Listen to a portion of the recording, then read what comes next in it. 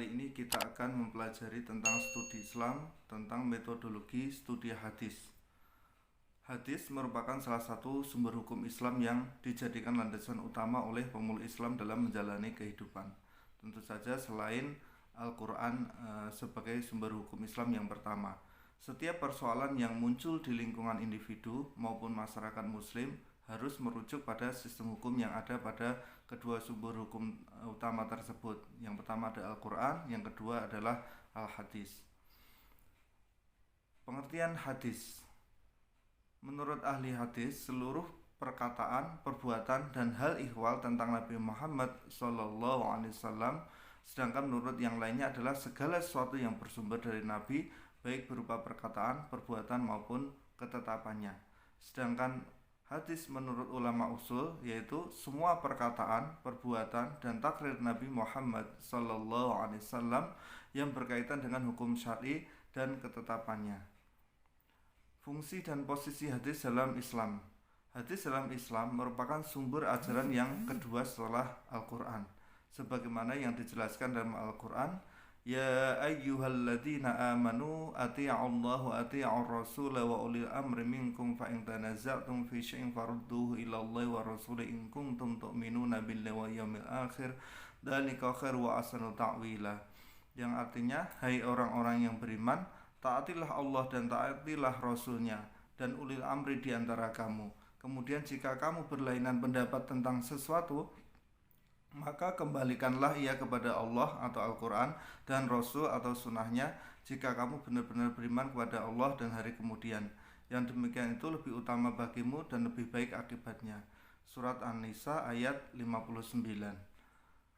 Beberapa fungsi hadis terhadap Al-Quran. Yang pertama sebagai penjelas dari Al-Quran, yang kedua sebagai perinci dari ayat-ayat yang global atau mujmal, yang ketiga sebagai tafsir dari Al-Quran, yang keempat sebagai pelengkap Al-Quran, dan yang kelima sebagai penguat Al-Quran. Istilah-istilah hadis dalam ilmu hadis. Yang pertama adalah sanad. Sanad menurut bahasa berarti mu'tamad, yaitu tempat bersandar, tempat berpegang yang dipercaya. Sedangkan menurut terminologi sanad adalah silsilah orang-orang yang meriwayatkan hadis, yang menyampaikannya pada sanad.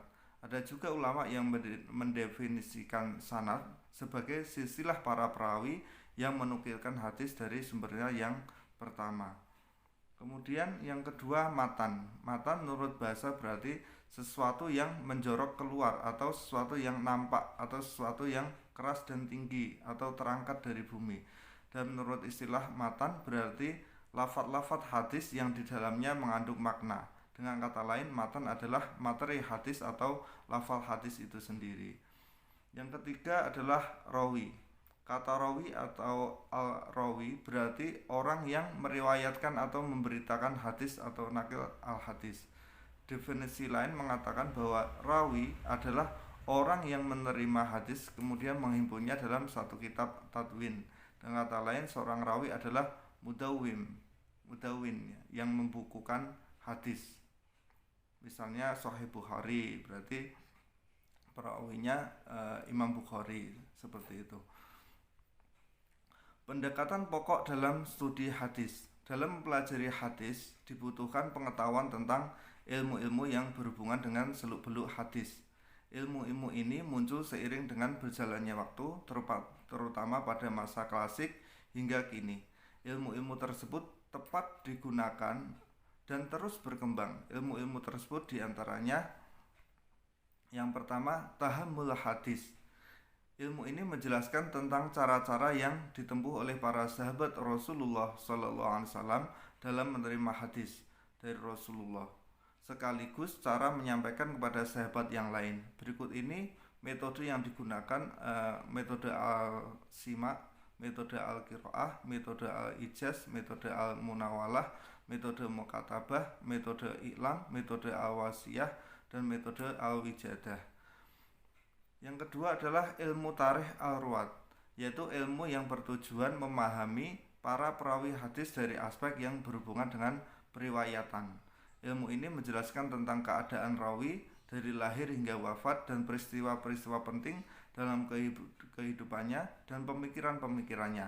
Ilmu ini penting untuk mengetahui sejauh mana kualitas rawi yang meriwayatkan hadis tersebut. Yang ketiga adalah ilmu jarh wa ta'dil, yaitu ilmu yang pelajari hal ihwal para rawi dari segi diterimanya atau ditolaknya riwayat mereka. Ilmu ini penting untuk mengetahui apakah hadis tersebut sahih atau ada cacat di dalamnya. Yang keempat adalah ilmu gharibul hadis, yaitu ilmu yang pelajari tentang makna kata yang kurang jelas dari sebuah hadis untuk dicari penjelasannya. Ilmu ini penting untuk dapat memahami dan menggali kandungan yang ada pada sebuah hadis, sebab terkadang dalam sebuah hadis ditemukan kata-kata yang sulit dipahami. Jadi kalau ada kata-kata dalam hadis yang sulit dipahami, maka menggunakan ilmu gharibul hadis ini untuk agar mendapatkan kejelasan. Yang kelima, ilmu muthalif al-hadis, yakni ilmu yang mengkaji hadis-hadis yang tampaknya saling bertentangan dari segi maksudnya dan berusaha mengkompromikannya dan membahas hadis yang sulit dipahami dan berupaya mencari jalan keluarnya. Yang keenam adalah ilmu i'lal al-hadis, yaitu ilmu yang membahas sebab-sebab yang tersembunyi atau i'lal yang menyebabkan suatu hadis yang asalnya berkedudukan tertentu harus diberikan catatan setelah diketahui sebab-sebab yang tersembunyi itu. Yang ketujuh, ilmu mustalah al-hadis, yaitu ilmu yang membahas hakikat periwayatan, syarat-syaratnya, macam-macamnya, hukum-hukumnya, keadaan perawi-perawinya, serta syarat-syaratnya dan macam-macam yang diriwayatkan, serta hal-hal yang berhubungan dengannya. Dalam definisi yang lain, bahwa ilmu ini membahas tentang keadaan perawi dan apa yang diriwayatkannya dari segi diterima atau ditolaknya sebuah hadis. Ilmu ini penting untuk mengetahui kedudukan hadis dari segi kualitas rawi atau kuantitas perawinya. Penelitian hadis. Dalam penelitian hadis, naql al-hadis klasik, model penelitian diarahkan kepada dua segi, sanad dan matan. Dalam penelitian sanad, model yang ditempuh adalah dengan melakukan langkah-langkah berikut ini. Yang pertama, melakukan at-takhrij. Takhrij adalah menunjukkan atau mengemukakan letak asal hadis pada sumbernya yang asli, yakni sebagai kitab yang di dalamnya ditemukan hadis tersebut secara lengkap dengan sanadnya masing-masing. Kemudian untuk kepentingan kritik sanad, dijelaskan kualitas sanad dan para periwayat dari hadis yang bersangkutan. Yang kedua, melakukan al-i'tibar. Al-i'tibar berarti menyertakan sanad-sanad untuk hadis tertentu, yang hadis itu pada bagian sanadnya tampak hanya terdapat seorang periwayat saja, dan dengan menyertakan sanad-sanad yang lain tersebut akan dapat diketahui apakah ada periwayatan yang lain ataukah tidak ada untuk bagian sanad dari sanad hadis dimaksud. Dengan melakukan iktibar diharapkan dapat terlihat dengan jelas seluruh jalur sanad yang diteliti. Demikian juga nama-nama periwayatnya dan metode periwayatan yang digunakan oleh masing-masing periwayat yang bersangkutan. Jadi kegunaan al-i'tibar adalah untuk mengetahui keadaan sanad hadis seluruhnya dilihat dari ada atau tidaknya pendukung berupa periwayatan yang berstatus mu'tabi atau syahid. Yang ketiga, mengkritisi pribadi periwayat serta metode periwayatannya. Ulama hadis sependapat bahwa ada dua hal yang harus dikritisi pada diri pribadi periwayat hadis untuk diketahui apakah riwayat hadis yang dikemukakannya dapat diterima sebagai hujah ataukah harus ditolak. Kedua hal itu adalah keadilan dan kedobitannya. Keadilan berhubungan dengan kualitas pribadi, sedangkan kedobitannya berhubungan dengan kapasitas intelektualnya. Jika kedua hal itu dimiliki oleh periwayat hadis, maka periwayat tersebut dinyatakan bersifat sikoh atau kuat. Yang keempat, meneliti syudud dan ilat. Salah satu langkah kritik sanad yang sangat penting untuk meneliti kemungkinan adanya syudud dalam sanad adalah dengan melakukan studi komparatif terhadap seluruh sanad yang ada untuk satu matan yang sama. Sedangkan cara mengkritisi kemungkinan terjadinya ilat yaitu dengan membanding-bandingkan semua sanad yang ada untuk matan yang isinya semakna. Hadis yang mengandung syudud atau kesyad'an oleh ulama disebut sebagai hadis syad, sedangkan lawan dari hadis syad disebut hadis mahfud. Yang kelima, menyimpulkan hasil studi kritik sanad. Dalam menyampaikan kesimpulan atau natijah harus disertakan pula argumen-argumen yang jelas. Argumen-argumen ini dapat disampaikan sebelum ataupun sesudah rumusan natijah dikemukakan.